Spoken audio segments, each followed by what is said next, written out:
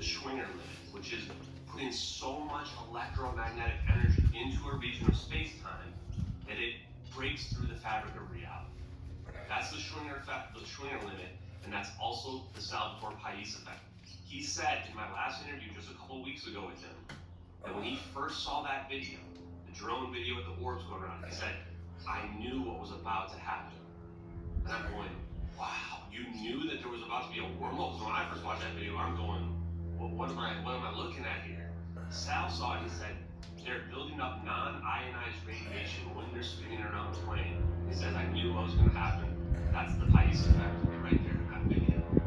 Oh man, when I saw those orbs, I saw this thing, this one orb, just start exactly what it's doing now. Just start to go around this thing. And all of a sudden it started joining like another one and then another one. And I said, oh my God, they're forming a bubble of non-ionizing radiation around this thing. There's no way what's about to happen. I anticipated, you understand? I knew before that black hole happened. Let's call it a black hole. You knew that was going to happen beforehand? I knew that would happen. That's why when I said, this is it. This is the BICEP effect. So they're spinning around the plane, and we see that flash of that wormhole, and that's where the plane disappears. And the reason why we're seeing the flash is because of the Schwinger effect. When you hit the Schwinger limit, real photons get pulled right out of the ether, right out of the vacuum, right out of the zero-point energy field. There's this energy all around us. And we think this happens at the edge of black holes as well. And at the edge of black holes, we're seeing this dynamic Casimir effect where the Schwinger limit is being breached. We're hitting the ceiling on our reality. When you break through that, light comes out. And so we see that in the satellite video of the light shooting out like that. And those videos are going to prove that zero-point energy is real, this etheric energy. I like to call it ether because that's what Tesla, Maxwell, all these legends called it. It's probably not exactly the way they described it. It's more of a superfluid medium that is all around us all the time in a fifth dimension that's like infolded at the quantum level that we don't quite see. But that energy is there, and we know experimentally it is there. This is what a lot of people don't realize. So the people that are going to say that this is pseudoscience, I already know all their arguments. First thing they're going to say is, well, zero-point energy is there, but it's not a significant amount of energy. And for those people, I would say, well, you need to go look at Richard Feynman of the Manhattan Project, Nobel Prize winner in 1965 for quantum electrodynamics. Who did he win the Nobel Prize with in 1965? Julian Schwinger, the guy of the Schwinger limit. Richard Feynman said, there's enough energy in empty space of like the size of this coffee cup to vaporize all the Earth's oceans. What that's essentially saying is that at the quantum mechanical level, nothing is stopped. What that means is this zero-point energy is not a tiny little amount of zero-point energy. It's a massive amount. It's practically an unlimited amount. And just because we don't actively see it doesn't mean it doesn't exist. The Lamb shift, Lamb won the Nobel Prize for the Lamb shift. Casimir effect, the Casimir effect was in 1948. Aharonov-Bohm effect. These examples show that there is some field out there, and that space itself is not actually an empty vacuum. Spotlight's biggest sale ever, save 20 to 50% off store-wide. At Spotlight, it's what you make it.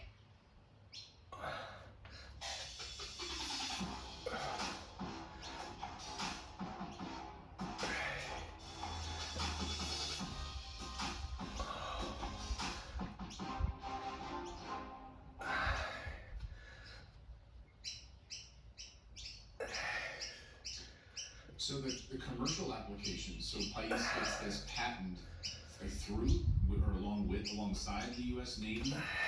Is this a secret patent? What is he saying about sort of the commercial applications? And I guess this is where we think, so the United States military has access to this, these sort of off-the-books programs, using, it would seem, craft or some other vehicles, they've been able to tap in and use this that members of Congress have no idea about. Even the President of the United States has no idea about. Does that seem right? So, boy, that's a loaded question. I would say I asked him why these patents are even allowed out there. Yeah. Why would these be allowed? The conclusion I've reached is that China and Russia know it's legit, and they're working on it, and maybe they've already got it figured out as well. So once you've reached that point, why hide it anymore? You might as well have it become public. In fact, it becomes awkward if Russia or China make the announcements that you've already had it figured out for a really long time. So the patents could be a matter of plausible deniability, so that when the science does come out, they can say, we didn't lie to you. We had all these open patents. Why? We had these 5 patents here for you. You know, there they are. You know, we weren't lying about this crazy advanced technology that's out there. Presidents, I do think, have been made informed about this. This goes back to your interview you did with Tucker Carlson. In fact, by the way, Salvatore Pais has told me that if Tucker Carlson were to invite me on, or Joe Rogan, that he would come on with me, even though he's not even really allowed to do a lot of interviews, but it seems like he would just be willing to take the risk in that situation. So if either of those guys are listening, Sal has said that, he wants to do that. Presidents realize the implications of this, which I want to talk to you a little bit later, are just beyond what most people can comprehend. Like the idea of there being this unlimited energy source that's out there, there are national security issues related to it, weaponization. A lot of physicists will probably come at me for that. But the key being that we don't feel that energy below zero because we're in the equilibrium. Just like if I'm in my bathtub and it feels like the water is cooling down, it's because my body temperature is equalizing with the water temperature. That's the same thing that is essentially, or an analogy to what's happening in our universe out there. The next thing people will say is, well, okay, there's this energy out there. Maybe it's a big amount of energy, but there's no way to extract it. And that just makes me laugh. There was actually people like back in the 70s that would say that there's no way to use solar power and get energy out of it. There's no way to use wind power and get energy out of it. So you'd be breaking the laws of thermodynamics. And right away people realize, like, no, you're not breaking the laws of thermodynamics. You're adding an extra input, the wind, the sun. So this, you can get a device, a windmill, or a solar panel that can produce more energy out than what's locally what you're injecting into it. This is the same concept as zero-point energy. Zero-point energy and free energy. Free energy is a bit of a misnomer, but it's a great name. It doesn't mean that we're producing something directly from nothing. It means that we're tapping in to this zero-point energy, this quantum mechanical energy that's out there. And Robert Forward in 1984 with his paper showed that you could use this pressure of the Casimir effect. But it's a thought experiment that shows people, yes, it can be tapped into. Well, that was what I was going to ask. You know, what are the kind of technologies or materials that you would be required to use right now to kind of make zero-point energy viable to the masses? Like you could do this maybe in a laboratory, or maybe these defense contractors have access to this already and they're using it at scale, but we don't know about it. So what sort of materials and and technologies would we need to kind of put all this together to make it viable, maybe commercially? Yeah, it's another great question, and I want to answer all the questions that everybody's thinking. So, okay, in terms of what types of devices I think are the easiest ways to extract zero-point energy that I've looked into right now, first one's magnetic motor. So magnetic motors can produce over unity. Because a magnetic motor, once you realize that there's this energy that's out there, and it's electromagnetic in nature, then what a magnetic motor is doing is it's churning up the ether. It's churning up the ether. Imagine you have some kind of, it just quantum tunnels right through the barrier. And that's...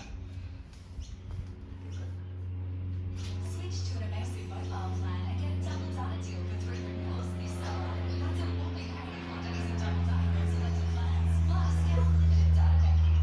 Escape your pricey telco with immersive.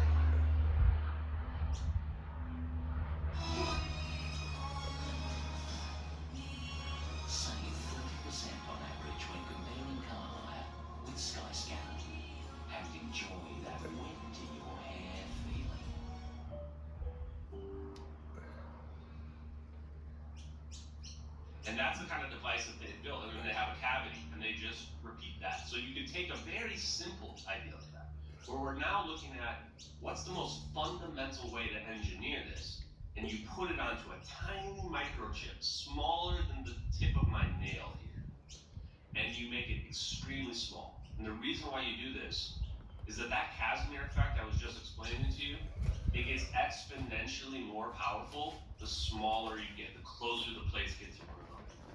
In fact, the Casimir effect is so powerful that when people are making microchips, they have to be careful about any two metal surfaces coming close to one another, because they'll just stick together, and they're so small, there's no way to pull them back apart again. So this would be, to me, that's the coolest one. Like, I'm literally going to steal that patent when it expires in 2 years, because can you imagine a microchip where you just put it in your phone and the phone never stops, permanent battery? Like, incredible. So those are the first two ways. And actually, go ahead if you want to comment on that one, because that's. Yeah, no, I mean, almost pictures like the little monkey, the tambourine, like back and forth. Like that's kind of like, that's how I'm picturing it in my brain, my monkey brain. But one other thing that just comes to mind as you're talking about these patents and this application of it, it's like, where does Elon Musk fit into this? I mean, here's a guy with SpaceX, and he's been kind of really quiet on this whole drone thing. And it's like, I know he's got these like government contracts, and so my brain immediately wonders, like, he's got to be aware of this. Why is he involved in this somehow, and have some sort of secret, involvement here? I mean, with SpaceX and everything else he's been developing with satellites and Tesla driving cars, self-driving cars, and everything else. I mean, he's got to. He's got Tesla as his company, and Tesla is the guy that figured out alternating current, the power we still use today. He was the one saying that radiant energy, free energy was real before quantum mechanics was even a thing. And so you're like, and he's got a rocket company, he's talking about wanting to make us interstellar species. And I'm sitting here going, well, here's all the answers. How can he not know? How can he not know? He's got to. And he's like, I think the biggest defense contractor. He's got all these top secret contracts for shooting spy satellites in outer space now. SpaceX is what's shooting all these spy satellites in orbit. I don't think he's legally allowed to comment on the MH370 satellite video because of that. It's so weird that he never made any comments about it. And the drone stuff, like you said, he's not really commenting on.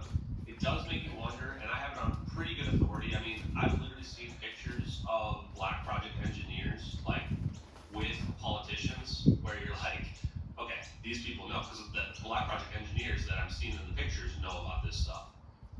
So what you realize is there is this elite group of people, usually rich people, sometimes politicians, anyone connected to these engineers that have access to this level of technology.